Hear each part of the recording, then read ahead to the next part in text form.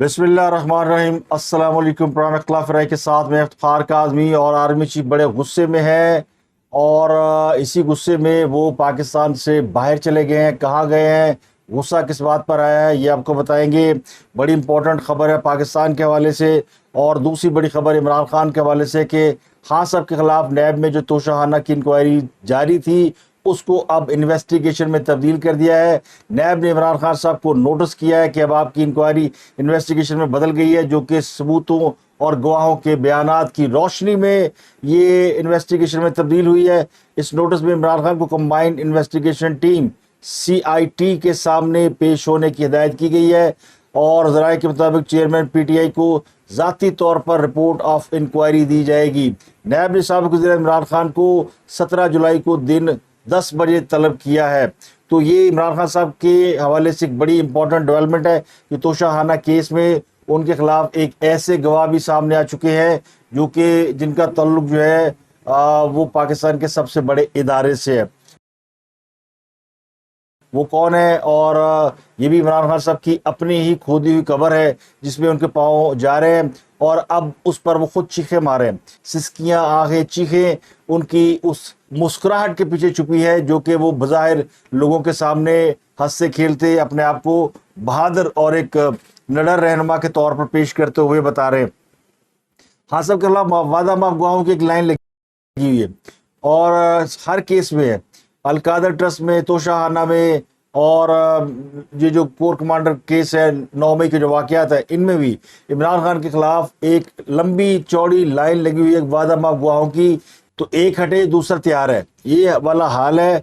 और इमरान खान साहब को दूसरा जो बड़ा मसला है वो आज उनके खिलाफ बाकायदा 9 मई की इंक्वायरी शुरू हुई है। पिछले व्लॉग में मैंने आपको बताया कि उन्हें बुलाया गया था GIT के सामने और GIT के हवाले से कुछ मजीद तफसीलात सामने आई है कि इस इंटेरोगेशन में क्या हुआ। इमरान खान साहब जो है वो उनसे कुछ सवाल भी पूछे गए हैं। इससे पहले खबर थी कि उनका सिर्फ बयान रिकॉर्ड हुआ है, लेकिन ज़राए कहते हैं कुछ इब्तदाई तौर पर उन्हें सवाल किए गए उनसे और कुछ वीडियोस उन्हें दिखाई गई हैं और वो उन वीडियोस के हवाले से जो पूछे गए सवाल हैं उनका ठीक जवाब नहीं दे सके। 8 और 9 मार्च को ज़मान पार से ऑपरेट होने वाले राब्तों के शवाहद भी दिखाए गए हैं, ताहम उनके जवाबात और तफ्तीशी बयान जो है वो उनको रिकॉर्ड का हिस्सा बना लिया गया है।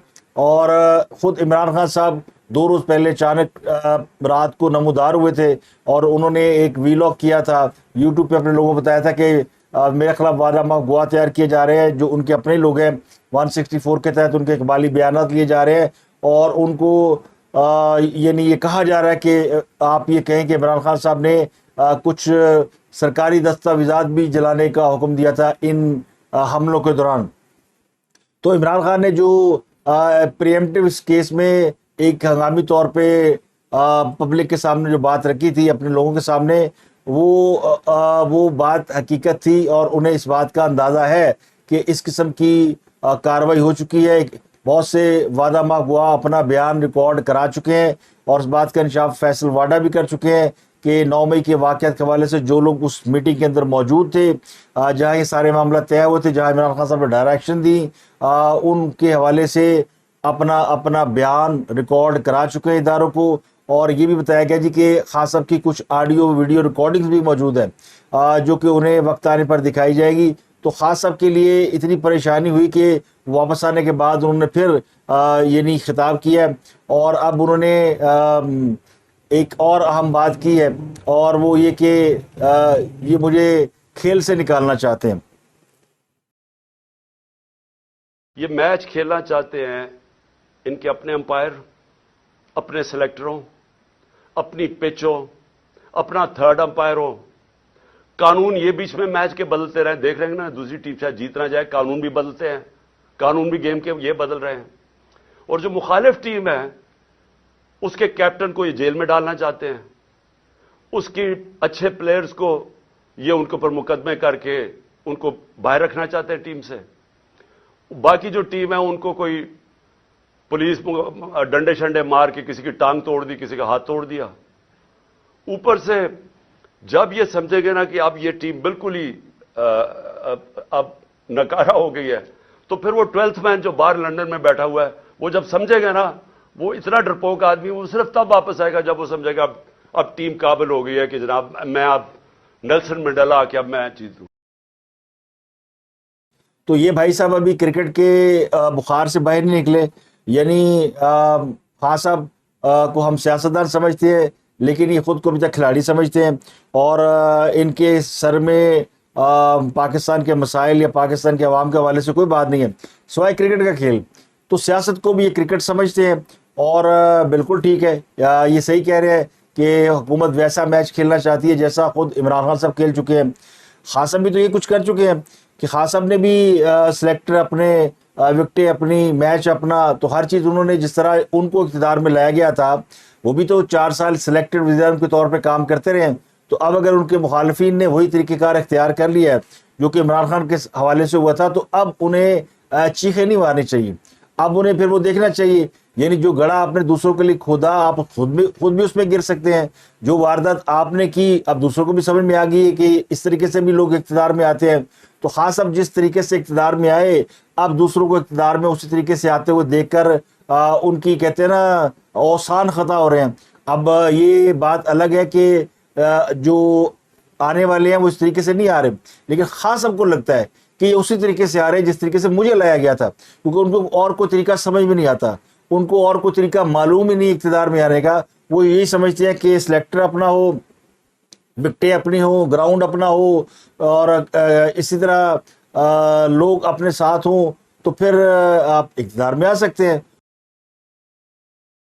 ان کو نہ ڈیموکریسی کا پتہ ہے, نہ جمہوری سفر کا پتہ ہے, نہ انہیں گراس روٹ لیول پہ جماعت کیسے مینج کی جاتی ہے انہیں پتہ ہے. وہ ایک مبلغ کے طور پر, ایک کلٹ لیڈر کے طور پر انہوں نے خطابات کر کے لوگوں کو اپنی طرف متوجہ کیا ہوا ہے, اور اس وقت مظلومیت کی چادر اوڑھے ہوئے پاکستانی عوام کی ہمدردیاں سمیٹنے کی کوشش کر رہے ہیں, جو کہ اب بہت کم ایسا رہ گیا ہے, کیونکہ ان کے وہ سارے ٹولز جو ہیں ان کے ہاتھ سے نکل چکے ہیں. سوشل میڈیا کی ٹیمیں بھی ان کو چھوڑ کے جا رہی ہیں. کوہاٹ میں جو ان کی سوشل میڈیا کی ٹیم تھی, وہ پوری کی پوری ٹیم جو ہے وہ خیر بات کہہ کے مسلم لیگ نون میں چلی گئی ہے, کیونکہ معاملہ پیسے کا ہے. تو خاص صاحب کو جو سوشل میڈیا پہ جنہوں نے بھگوان بنایا ہوا تھا, معافی چاہتا ہوں, جنہوں نے اوتار بنایا ہوا تھا یا کچھ اور بنایا ہوا تھا, وہ انہی پیسوں کی وجہ سے بنایا ہوا تھا جو انہیں ملتے تھے. تو پاکستان میں بے روزگاری ہے, ان امپلائمنٹ ہے, تو نوجوانوں کو اگر جہاں سے روزگار ملتا ہے وہ شروع ہو جاتے ہیں. تو خاص صاحب نے جو پی ٹی آئی کے لوگ بھرتی کیے ہوئے تھے اپنی خود نمائی کے لیے, خود ستائشی کے لیے, تو وہ اب ان کے مخالفین نے ہائر کر لیے.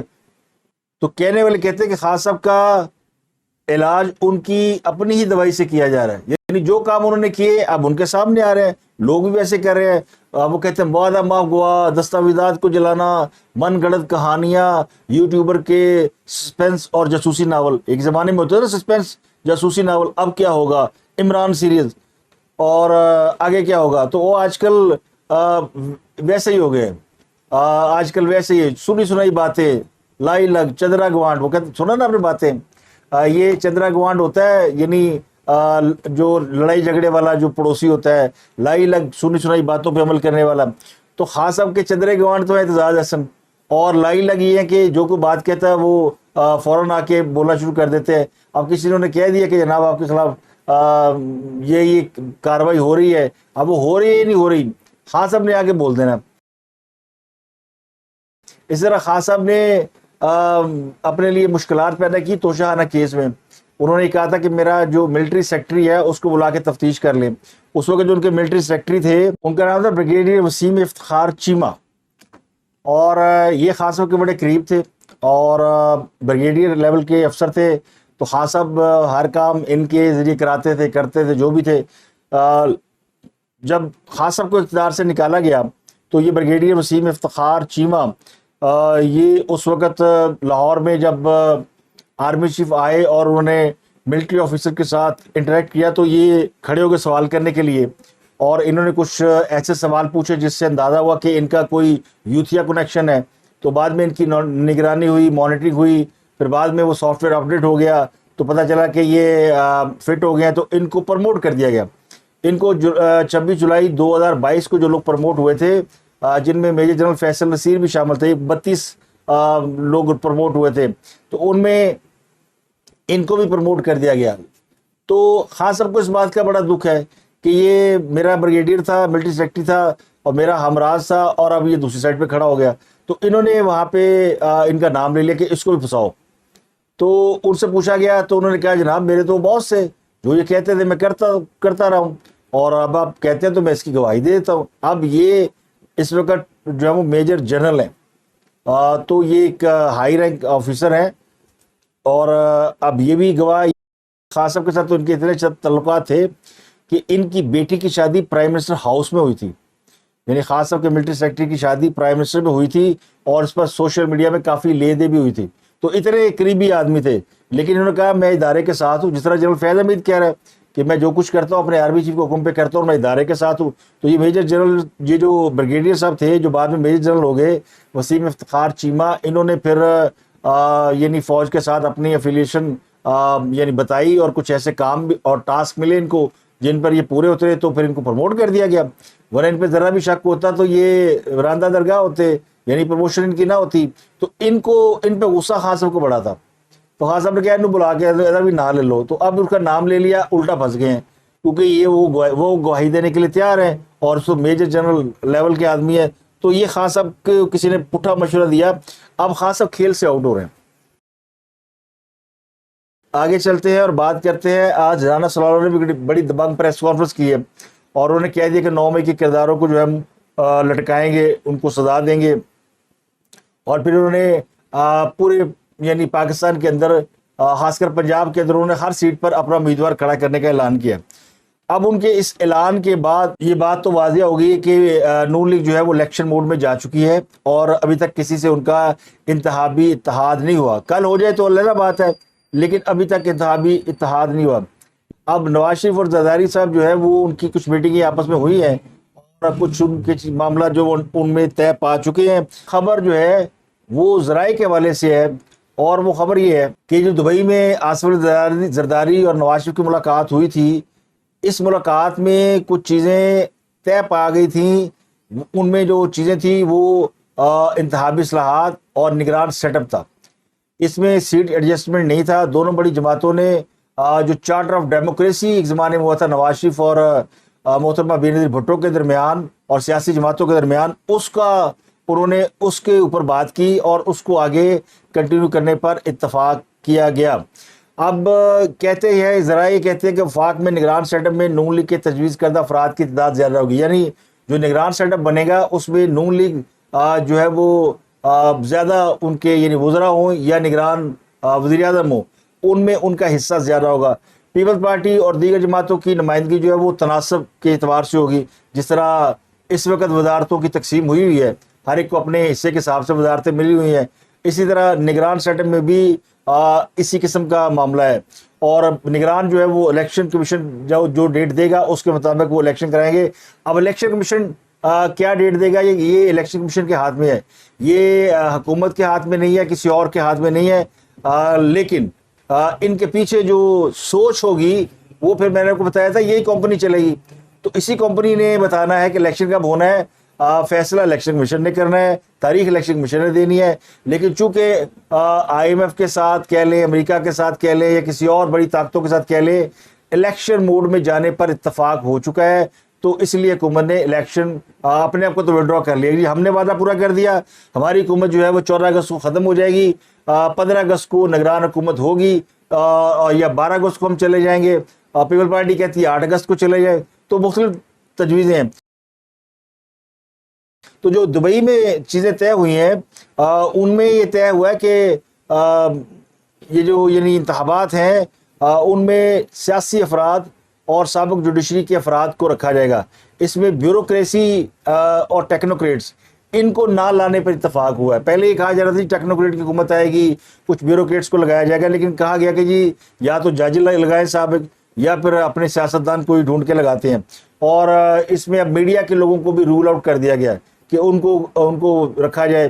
تو ذرائع کا کہنا ہے کہ ابھی یہ نام ڈسکلوز فی الحال نہیں کیے جائیں گے, لیکن فیصلہ ہو چکا کہ نگران جو سیٹ اپ ہے وہ کیا ہوگا, اور ابھی ان کا نام ریویل نہیں کیا جا رہا اور نہ کیا جائے گا. اور دوسرا معاملہ تھا انتخابی اصلاحات کا, جس کے لیے کل وزیر قانون اعظم نذیر تاڑا نے بریفنگ بھی دی کہ 99% जो इंतखाबी इस्लाहात हैं उन पर इत्तफाक हो चुका है। कोई एक आध रहती है तो उसके ऊपर भी बात हो जाएगी। हाँ साहब इस खेल से आउट हो रहे हैं। अब खेल चला गया नवाज शरीफ और जरदारी के पास, तो इस बात का खास सबको बड़ा वट चढ़ा हुआ है, बड़ा गुस्सा चढ़ा हुआ है कि एक ही हो रहा है मेरे नाम। तो वो चीखो पुकार उनकी शुरू हो गई है और अब वो कहते हैं जी मुझे खेल से निकाला जा रहा है, ये वो। तो खेल नहीं हो रहा भाई, ये पाकिस्तान की सियासत संजीदा मामला है, ये खेल नहीं है। मसला ये है कि खान साहब आज तक इस बात को समझ नहीं पाए कि ये जो हुकूमत है ये कोई खेल नहीं होता। खान साहब को खेल ही नजर आता है, wide ball, no ball, LBW, yorker, bouncer, wicket अपनी, अंपायर अपना, सिलेक्टेड अपना, की क्या बात है। इनके दिमाग को में क्रिकेट जो है वो भरी हुई है। तो ये जो शख्स जो किसी ने कहते हैं ना कि जो सारी उम्र जो काम करता रहे वो नहीं भूलता, खान साहब को आ जाके क्रिकेट की इस्तिलाहों के अलावा कुछ नहीं आता।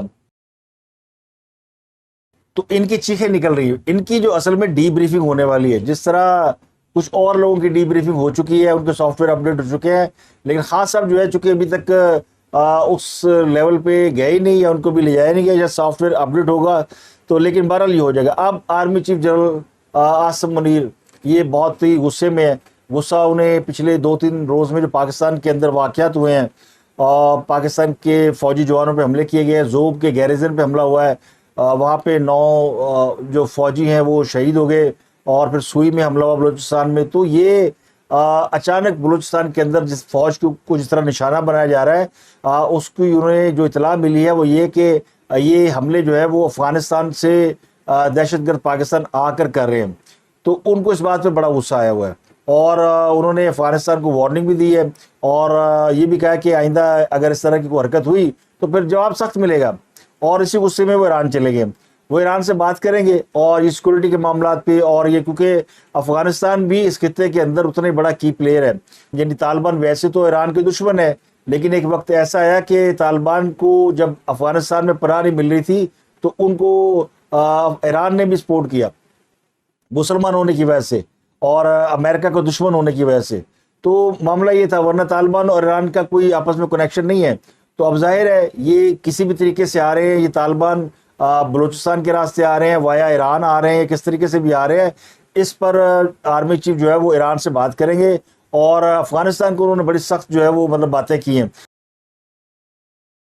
आज वो गए भी थे, उससे पहले कोयटा गैरिजन में गए, शोहदा से मुलाकात की, बाकी लोगों से मुलाकात की। बॉडी लैंग्वेज उनकी बहुत स्ट्रॉन्ग थी और वो लग रहा था कि उन्हें ये सब पसंद नहीं आ रहा।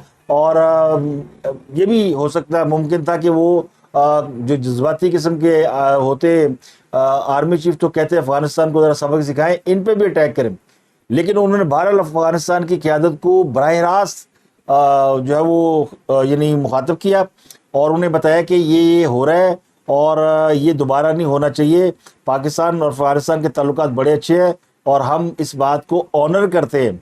उम्मीद है कि अफ़गान हुकूमत अपनी सरजमीन पाकिस्तान के ख़िलाफ़ आइंदा इस्तेमाल नहीं होने देगी और दहशतगर्दों के ख़िलाफ़ हम तो कार्रवाई जारी रखेंगे। लेकिन अगर आइंदा दहशतगर्दी का कोई ऐसा वाक़या हुआ तो फ़ौज पाकिस्तान की जानिब से मौसर कार्रवाई की जाएगी। तो ये बड़ा दो टोक मैसेज उन्होंने दिया था और ये यानी नज़र आ रहा था कि पाक फ़ौज का जो कमांडर है, सिपह सलार है, वो इस बात पर खुश नहीं है कि हमारे दोस्त मुल्क के में जो लोग मौजूद हैं, जो हमारे दुश्मन हैं, पाकिस्तान में तो TTP का सफाया हो गया ना, लेकिन अब वो एक्सपोर्ट किए जा रहे हैं।